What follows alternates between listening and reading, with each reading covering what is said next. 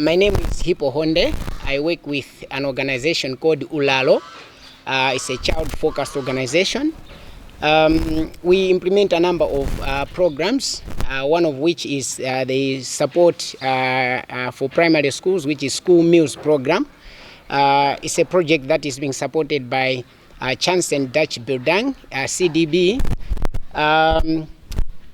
We support school meals program. Initially what we do is we empower the school committees on how they can do homegrown programs so that they grow their own crops and they could feed the learners at their schools. So what I want is I just want to share with you some of the things that we do with these communities.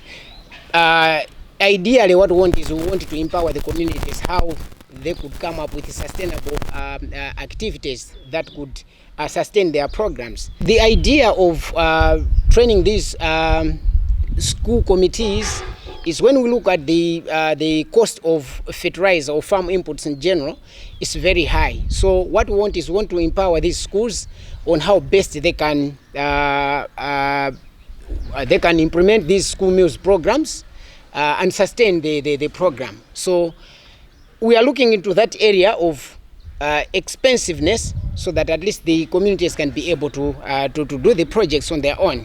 So one way of doing that is teaching them on how to make compost manure. And today what we want is we want to explain how we make two types of compost manure. We'll start with Mbeya, then we'll do bokash.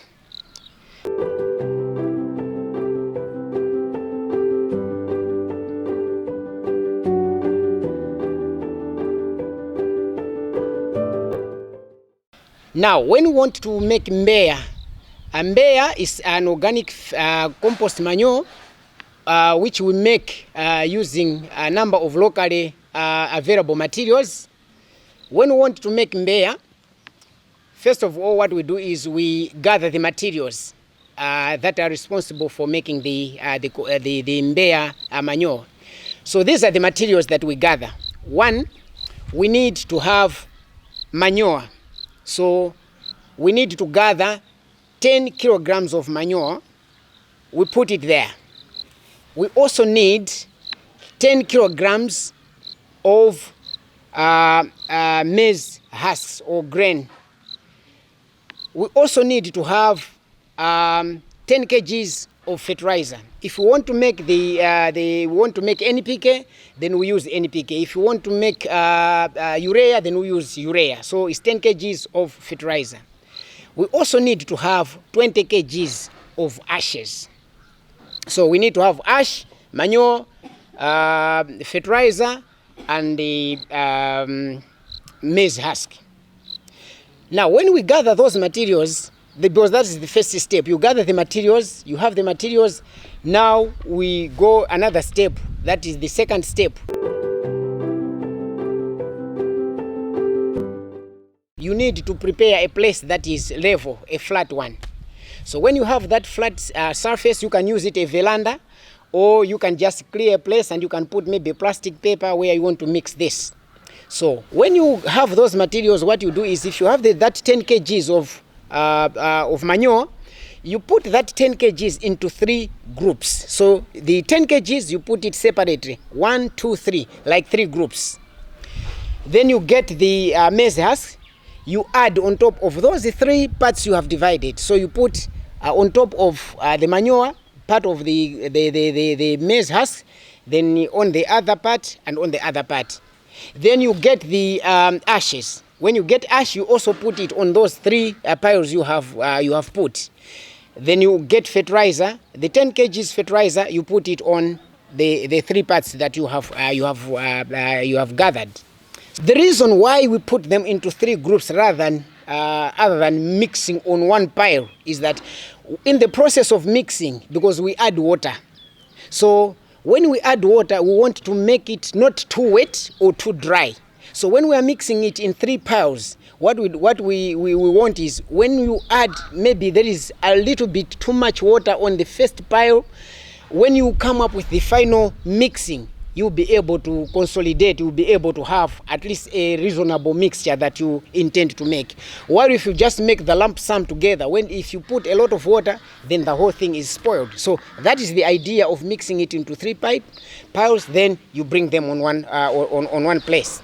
So when you are mixing these 3 piles that you have organized, then you start putting in, you add water, a little bit of water, then you keep on mixing. You mix here, you mix here, you mix on the other parts until you make it look some sort of like crumbs. It should not be too wet, but when you hold them and you release it, it needs to be some sort of like crumbs. It should be loose. Yeah. So when you prepare that, the 3 piles is when now you need to bring those piles on one place.